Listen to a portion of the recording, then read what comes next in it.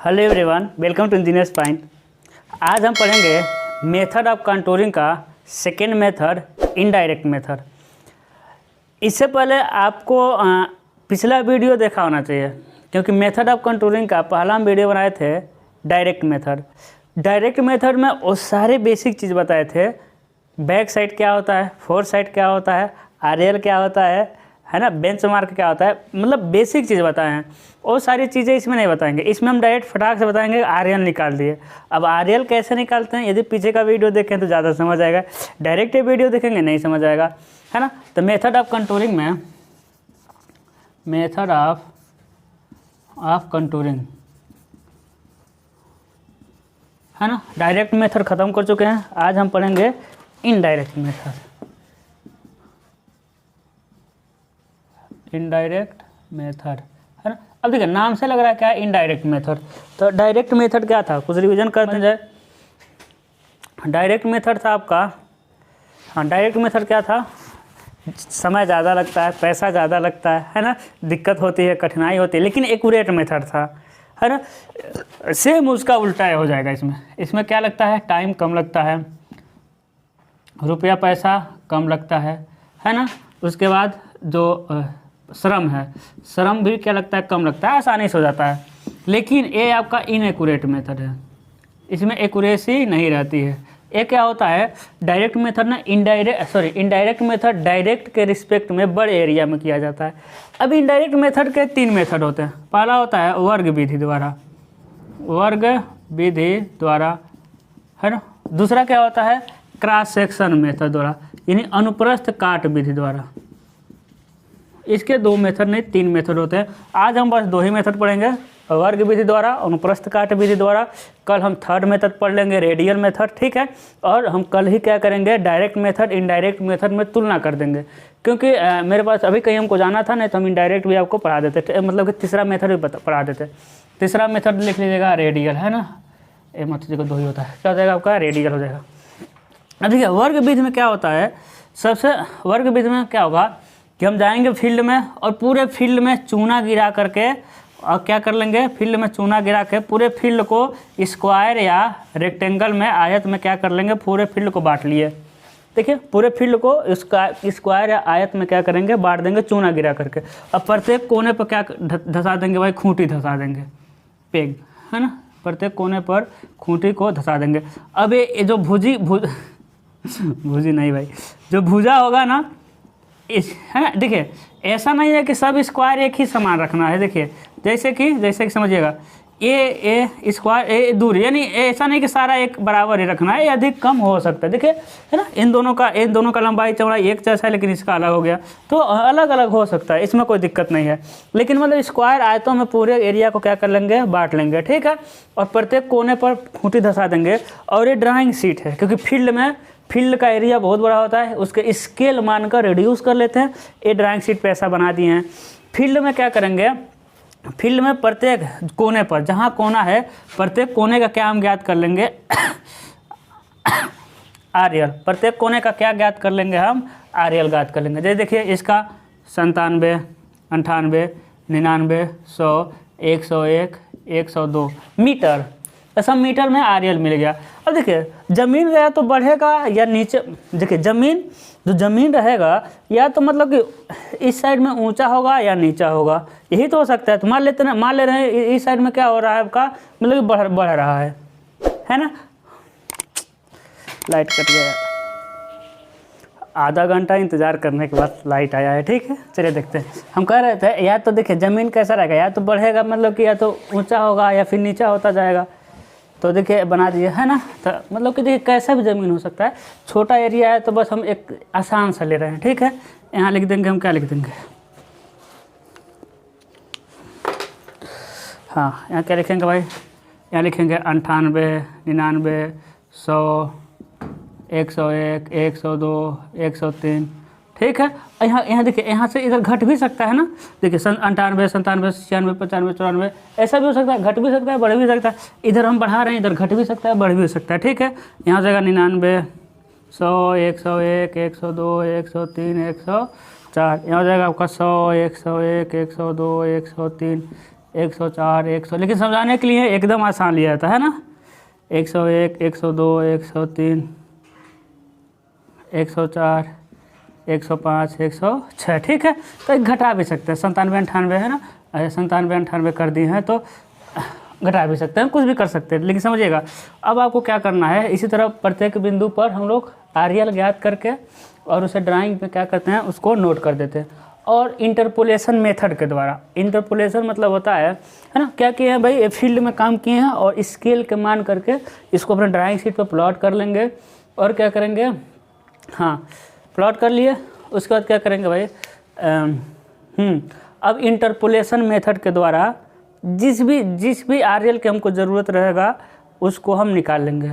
अब कहेंगे कि इंटरपोलेशन मेथड क्या होता है, तो तीनों मेथड यानी वर्ग विधि द्वारा, अनुप्रस्थ काट विधि द्वारा और रेडियल मेथड, इन तीनों मेथड को पढ़ाने के बाद मेरा एक टॉपिक आता है।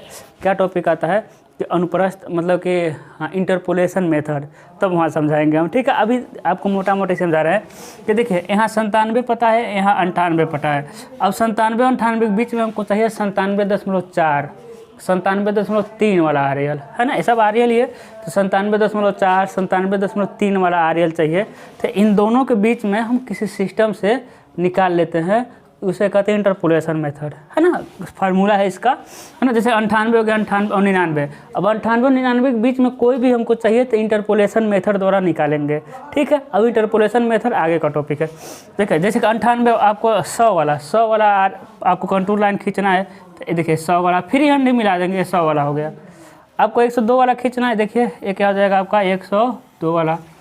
आपको 100.5 वाला खींचना है, देखिए 100.5, ठीक है, देखिएगा तो 100, 101, तो 100.5 यहाँ होगा, है ना। देखिए 100.5 यहाँ होगा, फिर ये देखिए यहाँ होगा 100 और 101, यानी यहाँ होगा 100.5, फिर 100 और 101, 100.5 यहाँ होगा, फिर 100 और 101, 100.5 यहाँ होगा, है ना। देखिए इन सबको मिलाते हुए फिर 100.5 होगा, है ना। देखिए इंटरपोलेशन मेथड द्वारा, है ना। तो जिसकी भी ज़रूरत रहेगी ऐसा ही, जैसे कि 98.5, देखिए 98.5, 98 के बीच में होगा, 98 का 98, क्या करेंगे, इसको मिलाते हुए लाइन खींच देंगे। तो इंटरपोलेशन मेथड हम बाद में बताएंगे, ठीक। तो ऐसे ही क्या करेंगे, फ्री हैंड हम लोग वहाँ पे खींच देंगे। बताइएगा क्या एक्यूरेट है, नहीं एक्यूरेट है ना, इसलिए क्या है ये इनएक्यूरेट मेथड है। लेकिन बहुत बड़ा एरिया हो तब किसका यूज़ करते हैं, स्क्वायर मेथड का।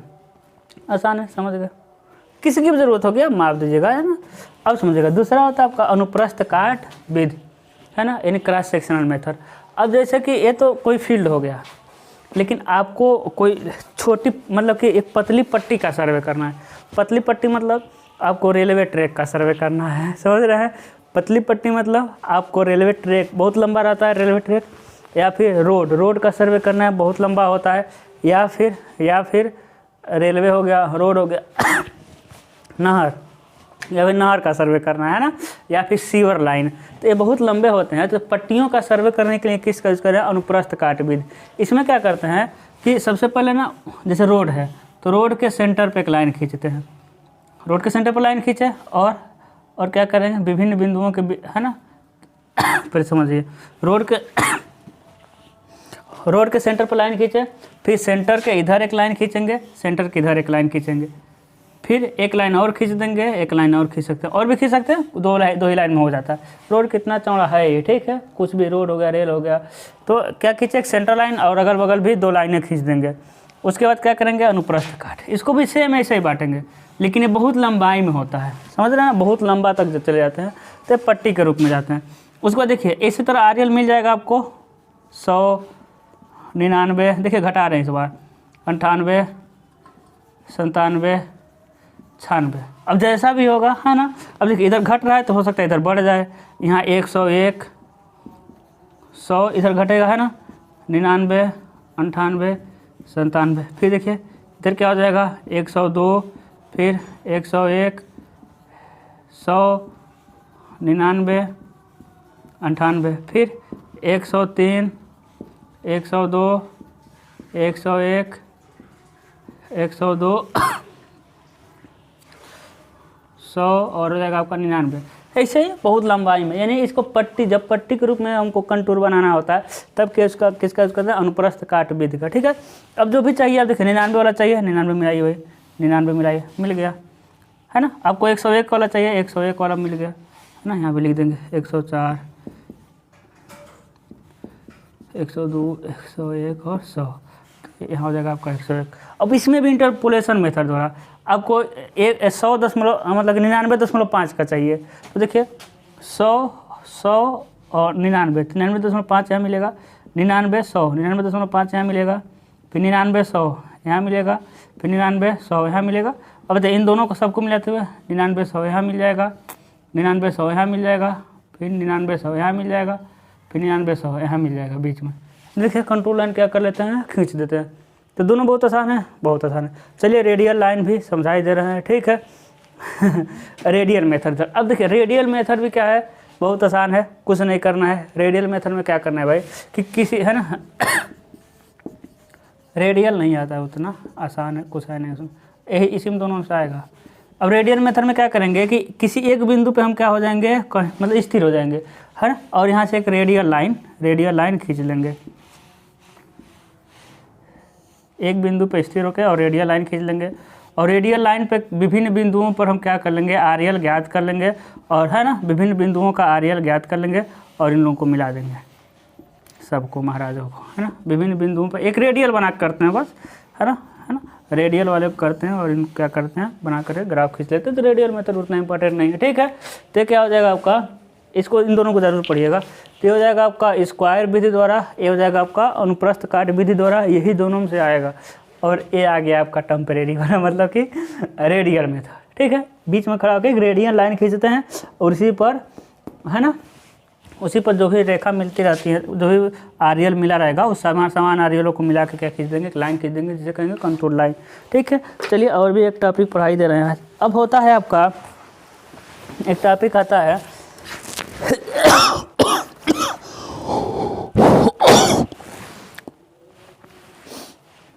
डायरेक्ट और इनडायरेक्ट मेथड में अंतर आता है, ठीक है। तो देखिए डायरेक्ट और इनडायरेक्ट मेथड में अंतर, तो डायरेक्ट मेथड क्या है, डायरेक्ट मेथड क्या है, शुद्ध मेथड है, पहला अंतर। दूसरा क्या होता है, पहला अंतर, और इनडायरेक्ट मेथड मतलब कि एक्यूरेट मेथड नहीं होता है। दूसरा क्या होता है कि डायरेक्ट मेथड में मतलब हम जांच कर सकते हैं तुरंत, कोई भी दिक्कत होगा डायरेक्ट में, क्योंकि फील्ड में ही करते हैं ना, तो कोई भी डाउट होगा तो जांच कर लेंगे, फील्ड में हम हैं ही, फील्ड में बनाते हैं। लेकिन इन सब का क्या होता है कि फील्ड में ये सब कंटूरिंग करके और लाइन को इंटरपोलेशन मेथड बनाने के लिए कहाँ जाते हैं, ऑफिस में बैठकर। इंटरपोलेशन मेथड जो फार्मूले से निकाला जाता है वो ऑफिस में बैठ कर मिलाया जाता है। तो डायरेक्ट मेथड में हम जांच कर सकते हैं, लेकिन डायरेक्ट मेथड में हम जांच नहीं कर सकते, क्योंकि आप चले गए हैं उस स्थान से ऑफिस में, ठीक है। तीसरा अंतर क्या हो जाएगा कि डायरेक्ट मेथड में पैसा समय बहुत ज़्यादा लगता है, इसमें पैसा समय कम लगता है। चौथा अंतर क्या हो जाएगा कि डायरेक्ट मेथड छोटे एरिया के लिए है, इनडायरेक्ट मेथड बड़े एरिया के लिए। पांचवा क्या है कि डायरेक्ट मेथड से कंटूरिंग करना कठिन होता है, कठिन काम होता है ना, क्योंकि हर जगह खड़ा हो कर करना पड़ेगा। इनडायरेक्ट मेथड से कंटूरिंग करना क्या होता है, आसान होता है। देखिए बांट के क्या कर लेंगे, हम कंटूरिंग कर लेंगे। तो यही सब अंतर है, तो वो आप लोग देख लीजिएगा, नोट्स में सारा चीज़ है ना। अब डायरेक्ट इनडायरेक्ट मेथड पढ़ने के बाद हमें ये सब बता ही दिए हैं, उतना आप लिख सकते हैं खुद ही, ठीक है। अब जो हम कर रहे थे वो वाला पढ़ेंगे, ठीक है। अब इंटरपोलेशन मेथड आएगा, ठीक है, अगला लेक्चर में। तो आज के लिए बस इतना ही। थोड़ा सिस्टम गड़बड़ हो गया क्योंकि लाइट कट गई थी, फिर इंतज़ार किए हैं 10 मिनट, नहीं आए, फिर हम चले गए, फिर जब लाइट आया है तो दौड़ते दौड़ते आए, इसलिए थोड़ा जल्दी आए हैं, ठीक है। तो एक लय रिदम जो मिला रहता है ना वो टूट जाता है, ठीक है। तो आज के लिए बस इतना ही, मिलते हैं अगले लेक्चर में एक नए टॉपिक के साथ। All the very best.